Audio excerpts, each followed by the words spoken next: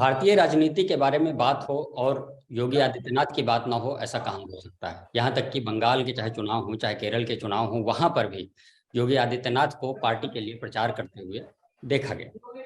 जाहिर है पार्टी भी उन्हें पैन इंडिया लीडर के तौर पे प्रोजेक्ट करती है और एक बहुत ही महत्वपूर्ण चेहरा मानती है।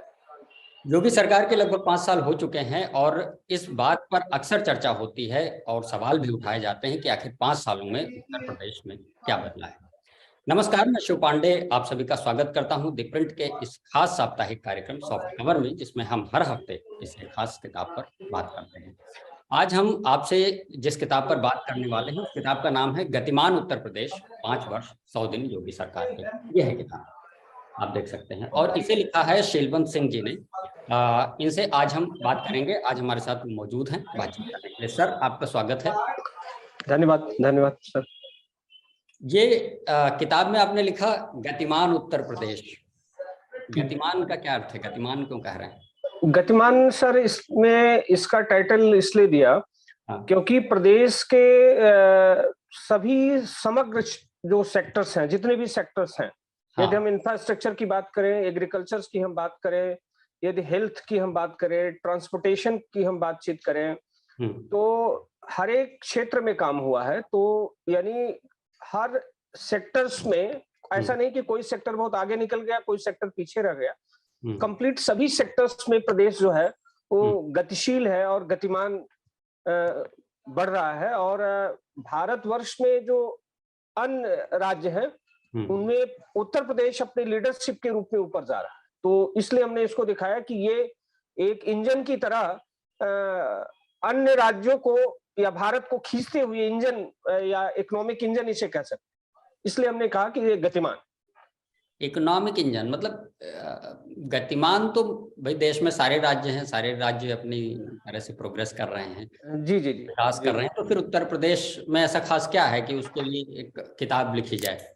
जी जी जी, इसलिए सर इसके लिए पुस्तक की आवश्यकता, मतलब लिखी जाए।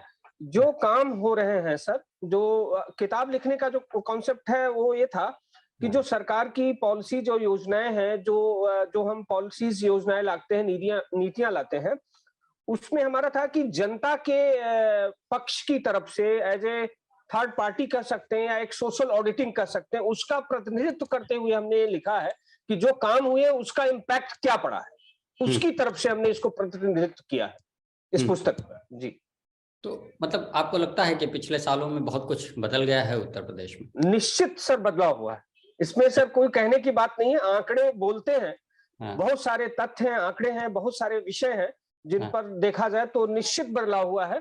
और इसको आप महसूस कर सकते हैं, चाहे लॉ एंड ऑर्डर के संदर्भ में हम लोग बात करें, चाहे इंफ्रास्ट्रक्चर के संदर्भ की बात करें, या हम हेल्थ के सेक्टर्स की हम बातचीत करें, ट्रांसपोर्टेशन में काफी नई चीजें आई हैं।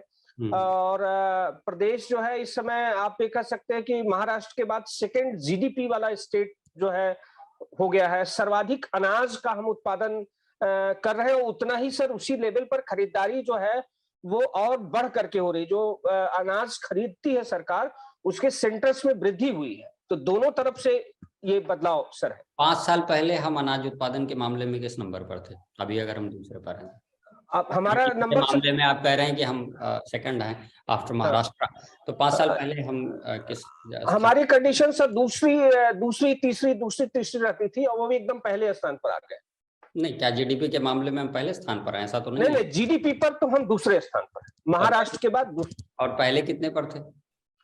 पहले हमारी कंडीशन तीसरी चौथी रहती थी, मतलब घटता बढ़ता रहता था। अब करेंटली हम सेकंड पर हैं। और जो सरकार ने $1 ट्रिलियन इकोनॉमी का कॉन्सेप्ट रखा है, जिस पर सरकार काम भी कर रही है, उसको लेकर के अभी डिस्कशन चल रहे हैं और उसको लेकर एक अप्रोच पेपर्स और जीओ भी आने वाला है। तो आने वाले समय में ये नंबर 1 की कंडीशन होगी, जो महाराष्ट्र को भी पीछे छोड़ेगी $1 ट्रिलियन की ओर, जहां हम पहुंच जाएंगे। तो जो लक्ष्य, ये हवा में नहीं है सर लक्ष्य, ये लक्ष्य जो निर्धारित किया गया है, इसकी पूरी तरह से संभावना है। हालांकि जीडीपी के पीछे बड़ा रीजन ये भी होता है ना कि बड़ा प्रदेश है, ज्यादा वर्कफोर्स है। जाहिर सी बात है, बड़ा भू क्षेत्र है आपके पास, ज्यादा जनसंख्या है, तो ज्यादा वर्कफोर्स भी आपके पास होती है। तो कंडीशन में जीडीपी का ज्यादा होना कोई बड़ी बात थोड़ी होती है। जी जी जी। अब जाहिर सी बात है, हम छोटे राज्यों से तो तुलना नहीं कर सकते, वो जीडीपी भाई वो कैसे बढ़ाएंगे, उनके पास भू क्षेत्र भी कम है, वर्कफोर्स भी कम है। सर हम महाराष्ट्र से तुलना कर सकते हैं, तमिलनाडु से हम। डू यू रियली थिंक कि ये एक अचीवमेंट है? जी जी जी जी जी। अच्छा, जैसे आपने कहा कि तमाम सेक्टर्स में प्रगति हुई है जी। करप्शन में आपको क्या लगता है कितनी कमी आई है? करप्शन सर किसी भी इकोनॉमी के लिए एक शैडो की इकोनॉमी की भूमिका अदा करता है। वो करप्शन से एक छिपा हुआ अर्थव्यवस्था पैरेलल इकोनॉमी चलाता है, जैसा आप समझते हैं और जानते हैं। तो करप्शन में जो ट्रांसपेरेंसी आई है, जो पारदर्शिता आई है, जो जीरो टॉलरेंस की नीति सरकार अपना रही है, आप ये देख रहे होंगे कि जो अफसर या जो अधिकारी या जो भी कोई ऐसा काम कर रहा, अभी आज ही समाचार पत्रों में है, आज ही कुछ घटनाएं, उस पर एक्शन सरकार ने लिया है। तो सरकार सिर्फ इन 5 सालों की बात नहीं, यदि पूर्ववर्ती सरकारों ने भी कुछ गलतियां की हैं तो उसको भी पनिशमेंट दे रही है और उसकी रिकवरी भी कर रही है और उसे दंड भी दे रही है। तो करप्शंस में हमारा मानना है कि सर करप्शंस तो खत्म नहीं हुआ है, लेकिन करप्शन पे पारदर्शिता के साथ सरकार हर मोर्चे पर, हर सेक्टर्स में, हम ये नहीं कह सकते कि इस सेक्टर में करप्शन खत्म किया जा सकता है या खत्म हो सकता है, तो इसको टेक्नोलॉजी से जोड़ने की कोशिश की गई है, ताकि तकनीक से जो होती है करप्शन कंट्रोल करने में काफी मदद मिलती है, पारदर्शिता आती है। तो इसमें सर तो निश्चित कम हुआ है।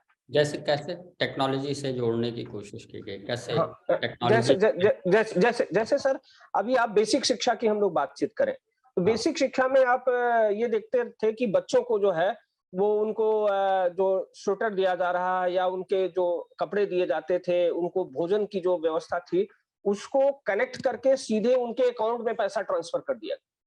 अब अकाउंट में पैसा उनके गार्जियंस को ट्रांसफर कर दिया गया, जो बिचौलिए हैं बीच में, जहां वो कहीं उससे कंट्रोल में नहीं आएंगे।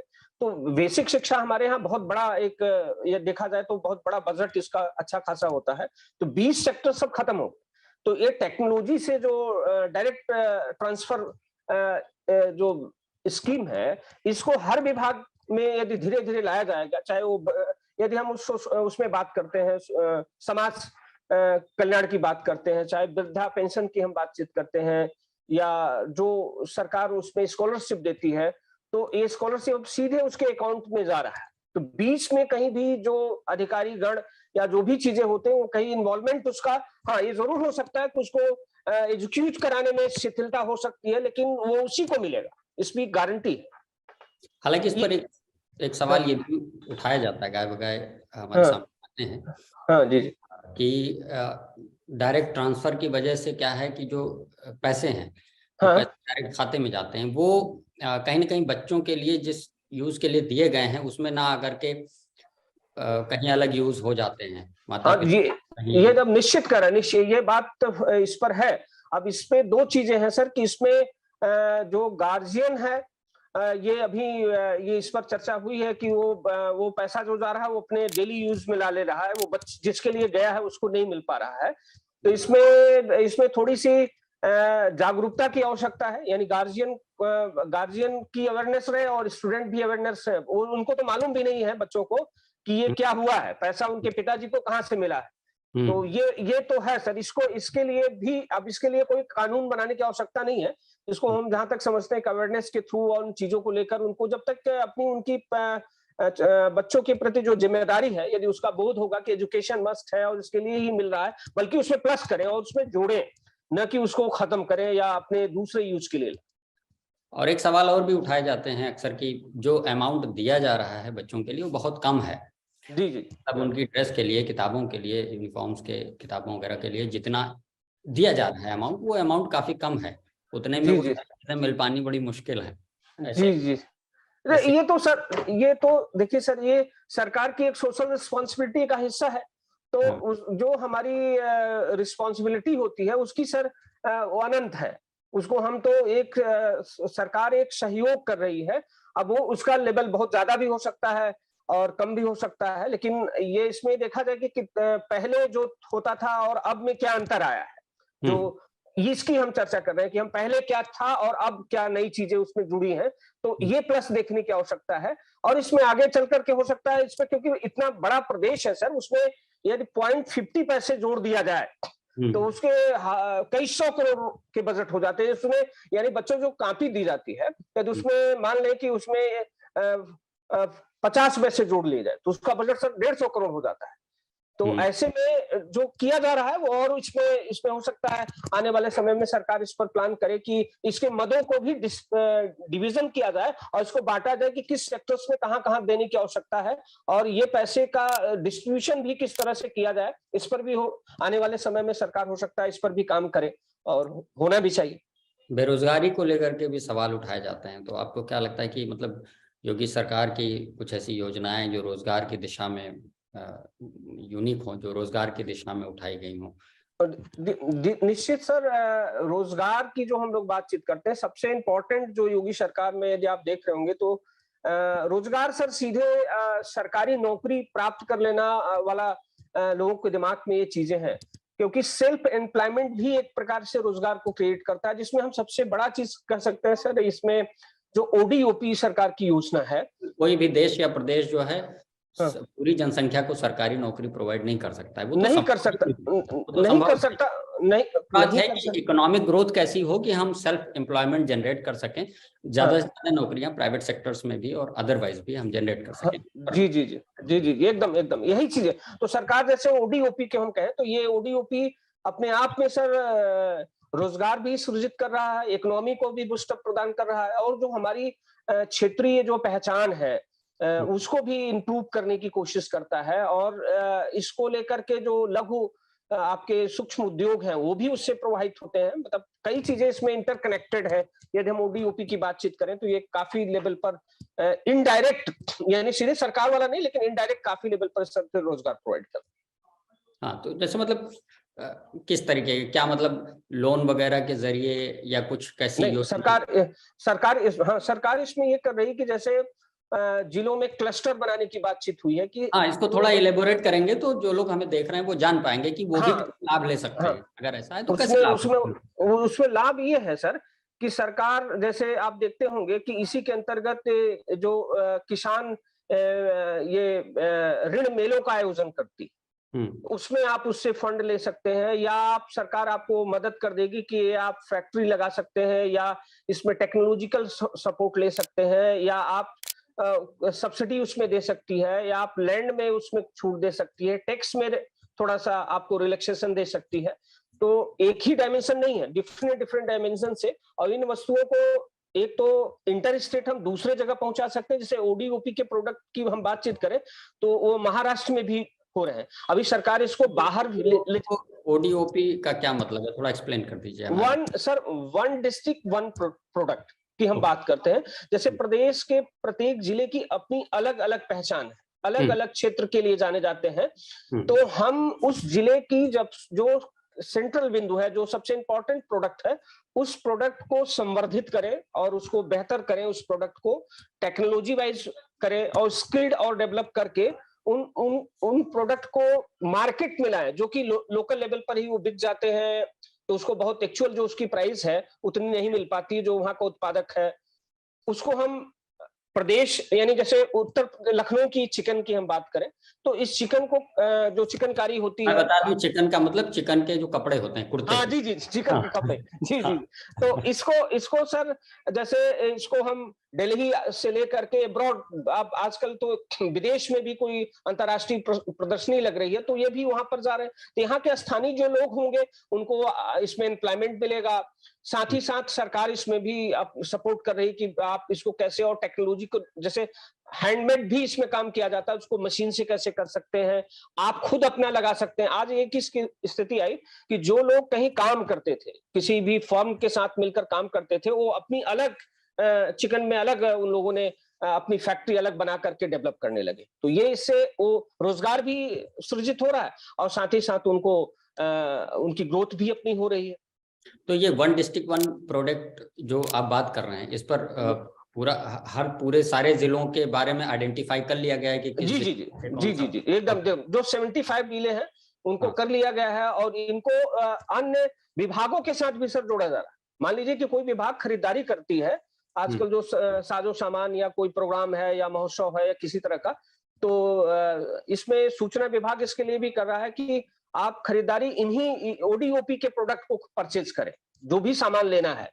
तो अच्छा। उससे ये प्रोत्साहित भी होंगे और इसको भारत सरकार के साथ भी कनेक्ट करने की कोशिश की जा रही कि जो हम जैसे जो विदेशी चीजें हम खरीदते हैं उसके बजाय अपने स्वदेशी चीज को हम खरीदें और उससे उसको प्रयोग में लाएं। इनफैक्ट जो हमारी अपनी स्वदेशी चीजें हैं उसको भी हम बाहर कैसे निर्यात कर सकते हैं। जी जी एकदम, जी जी एकदम एकदम एकदम जी एकदम। अच्छा, तो अगर किसी को जानना हो कि ये हमारे डिस्ट्रिक्ट के कौन से प्रोडक्ट को आइडेंटिफाई किया गया है जिसके लिए सरकार रियायतें दे रही है या लोन दे रही है, कैसे जाना जा सकता है? वो सर एक तो बीच बीच में इस पे समाचार पत्रों में तो आता ही रहता है, लेकिन सीधे चले जाएंगे तो सूचना विभाग की है। अब हर जगह पर ओडीओपी की अपनी साइट्स है और उस पर इंफॉर्मेशन है, डिस्ट्रिक्ट के लेवल पर भी है और प्रदेश के स्तर पर है, तो उसकी इंफॉर्मेशन मिल जाता है। अच्छा, मतलब जिले की जो वेबसाइट है उससे भी जान सकते हैं या सूचना विभाग की वेबसाइट से भी मिल सकता है? उससे भी जान सकते हैं। अब इसको ओडीओपी के प्रोडक्ट को अमेजन और फ्लिपकार्ट ये सब जो बड़े बड़े जो कंपनियां ऑनलाइन जो शॉपिंग कर रही हैं उनसे भी कनेक्ट कर दिया गया, तो आप वहां से भी प्रोडक्ट को इसको उठा सकते हैं। नहीं, वो तो उठा सकते हैं, लेकिन मेरे जो पूछने का उद्देश्य था वो इसलिए था कि अगर कोई व्यक्ति उस प्रोडक्ट को लेकर के काम करना चाहे, अपनी इनकम का जरिया बनाना चाहे, तो वो कैसे जानकारी ले? वो सर वहां से ये जैसे आपका जो इंडस्ट्री मिनिस्ट्री है आपका, उसके पास भी पूरा डेटा है, उसके पास इंफॉर्मेशन है, वहां से संपर्क कर सकते हैं, वहां से जानकारी ले सकते हैं, पूरा इंफॉर्मेशन है। अच्छा, पर्यटन एक बहुत महत्वपूर्ण रोल प्ले करता है किसी भी देश या प्रदेश की इनकम में, आय में। जी जी जी। आपको क्या लगता है कितना काम हुआ है पर्यटन के क्षेत्र में? सर एक तो आप देख रहे होंगे जो हमारे यहाँ पर्यटन में उत्तर प्रदेश को कह सकते हैं तो धार्मिक पर्यटन की संभावनाएं पूरे, चूंकि जो आपके सिर्फ हिंदू रिलीजन की हम बात न करें, हम चाहे बौद्ध रिलीजन्स की हम बात करें या जैन रिलीजन की बात करें, तो अनेक जो धर्म के जो प्रमुख रहे हैं उनकी जन्मभूमि रहा है उत्तर प्रदेश। तो ऐसे में चाहे हम अयोध्या की अभी लेटेस्ट बात करें जो मंदिर का निर्माण हो रहा है, तो इससे पर्यटन होगा। आप कॉरिडोर बन गया है, आप ये देख रहे होंगे जो काशी कॉरिडोर, उससे पर्यटन को काफी सपोर्ट मिला है। तो पर्यटन तो सर जो पुराने हमारे पास थे वो तो हमारे पास पर्यटन में हम यदि हम बातचीत करें तो जो ताजमहल था वो ऑलरेडी पर्यटन में इंडिया में सबसे ज्यादा विदेशी लोगों को खींचता था और स्टेट में भी उससे इनकम बहुत ज्यादा होती थी। लेकिन हमारे पास पर्यटन की संभावनाएं काफी बढ़ी है। जरूरत इसमें है कि इंटर स्टेट पर्यटन को लिंक कर दिया जाए। कहने का मतलब है कि जैसे कोई थोड़ी देर के लिए यदि वो उज्जैन पहुंचा तो उज्जैन में प्रचार जो हो, उज्जैन में ऐसा लिंक हो कुछ अयोध्या जाना है, अयोध्या और काशी और मथुरा, हाँ उसको कनेक्ट कर दिया। और यदि वो मथुरा थोड़ी देर के लिए पहुंच गया तो उसे फिर बताया जाए कि विंध्याचल भी एक जगह है, वहां भी पर्यटन नियर बाई जो प्लेसेस हैं उसके नियर बाई, हाँ उसको प्रमोशन करें, डिजिटली प्रमोट करें और उसमें जो सर्विसेज दी जाती हैं उसको डिवीजन करें और उसपे हमें हमारा मानना है कि उसपे जो ऑर्गेनाइज तरीके से हो। जैसे अभी मिर्जापुर के टूरिज्म की बात होती है, जो विंध्याचल है, तो वहां पर अभी वो तो सरकार उसको सिस्टम ऑर्गेनाइज करके करे तो इससे निश्चित पर्यटन को बढ़ावा मिलेगा और इससे प्रदेश के इकोनॉमिक बूस्टअप होगा। और बल्कि इसके पर्यटन को लेकर के जो राम मंदिर है ये तो हम समझते हैं कि ग्लोबल वैश्विक स्तर पर पर्यटन को लुभाने का काम करे। पुलिस कानून व्यवस्था जो है बहुत बड़ा रोल प्ले करती है किसी भी प्रदेश के लिए। जी जी। लगता है कितना सुधार हुआ है कानून व्यवस्था में पिछली सरकार की तुलना में? पिछली सरकार की तुलना में तो हम समझते हैं सर 3 गुना गति से वृद्धि हुई। हाँ 3 गुना गति से वृद्धि हुई है। एक तो सबसे बड़ी चीज हुई कि जो पुलिस कमिश्नर प्रणाली लागू की गई, इससे सर बहुत ही इफेक्ट इसका पड़ा है। लखनऊ हम बात कर लें या कानपुर की बात कर लें तो पुलिस नोएडा में हुआ। हाँ, तो इसको हमारा मानना है कि इसको भी सरकार को जो इसका विस्तार करना चाहिए, इसको और जगहों पर पुलिस प्रणाली से इससे हुआ। दूसरी चीज है कि मैं बता दूं अपने दर्शकों को कि कमिश्नरेट प्रणाली लागू करने से पुलिस में क्या फर्क आता है। तो इससे क्या होता है कि जिलों में क्या होता है कि एसपी को बहुत सी चीजें, बहुत से एक्शंस लेने के लिए जिलाधिकारी की सहमति की जरूरत होती है। तो उस चक्कर में क्या है कि कई बार कुछ एक्शंस थोड़ा डिले हो जाते हैं। कमिश्नरेट प्रणाली में वो जिलाधिकारी का काम हायर लेवल के जो पुलिस के ही अधिकारी हैं उनके पास वो अधिकार चले जाते हैं, तो कम्युनिकेट करने में इजी होता है और तुरंत कम्युनिकेशन से तुरंत एक्शन लिया जा सकता है, इसलिए सुरक्षा व्यवस्था थोड़ी ठीक हो जाती है। कई बार ये भ्रम होता है कि आखिर कमिश्नरेट लागू करने से क्या परिवर्तन हो गए, किस तरह के बदलाव आएंगे, कानून व्यवस्था में क्यों सुधार आएगा। जी। उसके बाद में सर इसमें बेसिकली देखे होंगे जो सरकार ये काम की, पुलिस में मॉडिफिकेशन कई लेवल पर किए गए, टेक्नोलॉजी से जोड़ने की बात हो रही है, रिसर्च एंड जो अनुसंधान शाखा है उसको और मजबूत किया जा रहा है। अभी आप देखे होंगे लखनऊ के अमौसी में एक research centre, national research centre Uttar Pradesh में बन रहा है। तो पुलिस में जो रिसर्च एंड डेवलपमेंट है उसको हुआ, पुलिस में जो भर्तियां थी उसको बढ़ाया गया है। साथ ही साथ संसाधन को, कहने का मतलब बढ़ा करके ओवरऑल संसाधन में, चाहे उनकी संख्या को हम बढ़ाएं, चाहे टेक्नोलॉजिकल हम उनमें हमने कनेक्ट करने की कोशिश की गई है।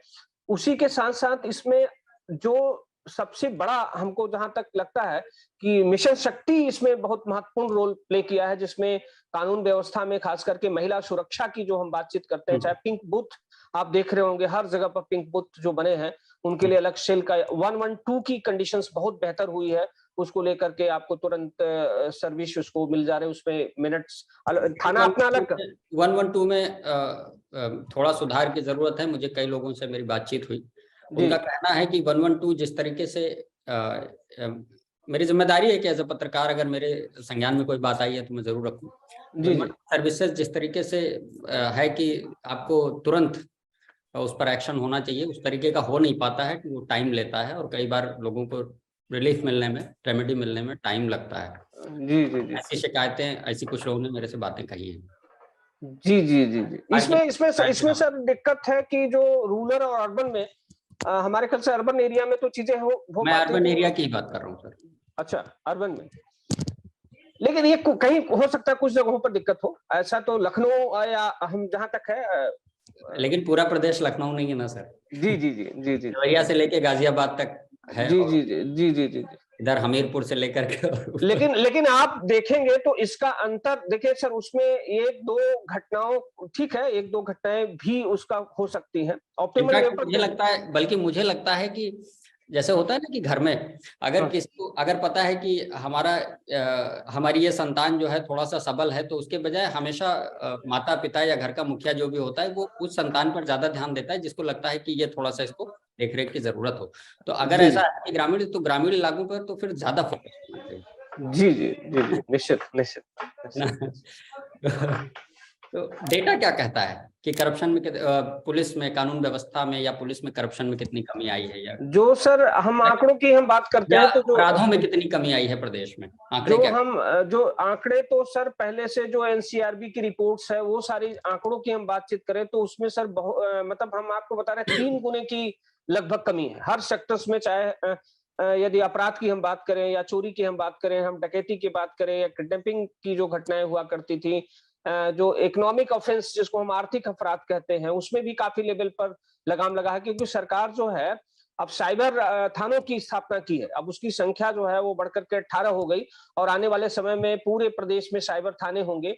तो इकोनॉमिक ऑफेंस जैसे इस समय सबसे बड़ा जो चैलेंज है कि सारी चीजें जो ऑनलाइन प्लेटफॉर्म पर चीजें जा रही हैं, तो अब अपराध वो वाली चीजें नहीं रही कि वो साहब वो डकैती हो गई और वो जो है वहां से गए और उन्होंने छीन लिया, ये अब देख रहे होंगे ऐसी चीजें नहीं। अब सबसे छिपा हुआ और बड़ा अपराध है इकोनॉमिक ऑफेंस। अब तो सरकार इकोनॉमिक ऑफेंस को भी कंट्रोल करने के लिए कर रही है। और सर आप देखे होंगे कि सरकार ने अब अपनी उत्तर प्रदेश एक सुरक्षा पुलिस एक अलग सेल बना दिया गया है और वो भी एक अलग तरह से काम कर रहा है। तो जितने डिविजन्स हैं, चाहे एसटीएफ की बात करें, वो अपने एक्शन पर काम कर रहा है। तो प्रदेश में जो कानून व्यवस्था है उसको डिवीजन करके वर्गीकृत किया गया है ताकि उसको कमांड एंड कंट्रोल और हम बेहतर कर सके, इसके लिए जो काम किया जा रहा है। अच्छा, अच्छा अच्छा। जी। हालांकि कुछ लोगों का ये भी कहना है कि कई बार जब आंकड़े जो है उसके क्राइम के घटते हैं, हाँ, एक कारण ये भी होता है कि एफआईआर दर्ज नहीं की जाती है, मतलब ऐसा आरोप अब तो सर एफआईआर आपकी दर्ज नहीं होती है, तो अब तो ऑनलाइन एफआईआर दर्ज की जाने लगी।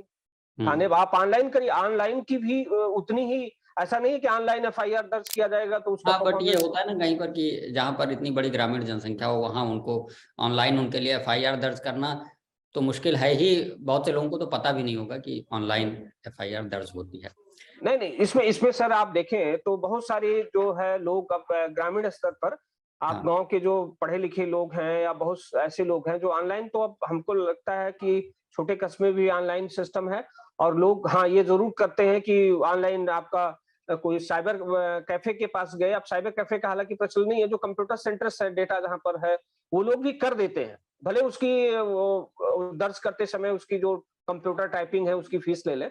तो ये चीज हुआ है। अब उसमें है कि एकदम जो ग्रामीण सेक्टर्स में कहीं कहीं दिक्कतें हैं। हालांकि ये भी कुछ लोग कहते हैं कि जो पीछे जो रोड्स वगैरह बनी है वो सब पिछली सरकार ने सारा बजट पास किया था और इस सरकार ने खाली फीते काटे हैं, ऐसा भी आरोप लगाया जाता ऐसा है। नहीं सर, एकदम ये सर एकदम गलत इस है। पर आपका क्या कहना है? नहीं नहीं, एकदम ये तो टोटली सर गलत है। सरकार ने जो काम किए थे सर, देखिए सर, किसी भी सरकार की सर देखिए जो प्रशासन है वो तो लगातार सर काम करता रहता है, सरकार बदलती है तो कुछ चीजें तो निश्चित है कि वो रोटेशन फॉर्मेट पे आती है, लेकिन उसको एग्जीक्यूट करना, जैसे 5 नए एक्सप्रेस वे का कॉन्सेप्ट लेकर आया, हमारे ख्याल से पूरे भारतवर्ष में कहीं नहीं है। यदि हम मेट्रो की बात करें तो 10 जगह पर मेट्रो की, 10 शहरों की मेट्रो है जिसमें 5 जगह पर मेट्रो चल रही है। तो एयरपोर्ट की हम बात करें तो एयरपोर्ट की भी वही कंडीशन है कि 5 एयरपोर्ट इंटरनेशनल जो नए सर जो बने हैं, जो मतलब फाइनल स्टेज पर हैं, ये किसी भी इवन महाराष्ट्र को भी हम ले लें तो किसी भी महाराष्ट्र में भी मतलब इतने नए एयरपोर्ट का निर्माण नहीं हुआ है। पुराने जो है वही है। आप एक भी एयरपोर्ट नहीं बता सकते महाराष्ट्र में एक एयरपोर्ट बन गया, या हम बता दें कि बंगाल में कोई नया एक एयरपोर्ट बन गया, या हम बता दें कि राजस्थान में कोई एयरपोर्ट बन गया। तो इनको कंपेरेटिव देखें, एयरपोर्ट की हम बात कर लें या एक्सप्रेस वे की हम बात कर लें, तो उसमें नए डिजाइन है, उसमें काम हो रहा है इतने लेवल पर। जहां पर आप देखिए पूर्ववर्ती जो सरकार है उसमें उन्होंने पूरे 5 ईयर में एक एक्सप्रेस वे बनाया, 5 जो है वो एक्सप्रेस वे बनकर तैयार, मतलब फाइनल स्टेज पर है। ठीक है, तो ये हमारे साथ थे शेलवंत सिंह जी जिन्होंने किताब लिखी है उत्तर प्रदेश में योगी सरकार के पिछले 5 साल 100 दिन के कार्यों के बारे में कि प्रदेश में कितनी प्रगति हुई है, चाहे वो हेल्थ सेक्टर हो, चाहे वो कानून व्यवस्था हो, चाहे वो अन्य डिपार्टमेंट्स हो, उद्योग हो, उसमें कितनी प्रगति हुई है और प्रदेश कहाँ था कहाँ पर पहुंचा है। इसी के साथ हम अपना ये साप्ताहिक कार्यक्रम सॉफ्ट कवर आज खत्म करते हैं। अगले हफ्ते हम फिर एक किसी खास किताब के साथ आपसे रूबरू होंगे। तब तक के लिए मुझे शिव पांडे और हमारी पूरी दिग्गज टीम को इजाजत दीजिए। सर, आप आए हमारे साथ, आपने अपना कीमती समय, इसके लिए धन्यवाद। Sir thank you.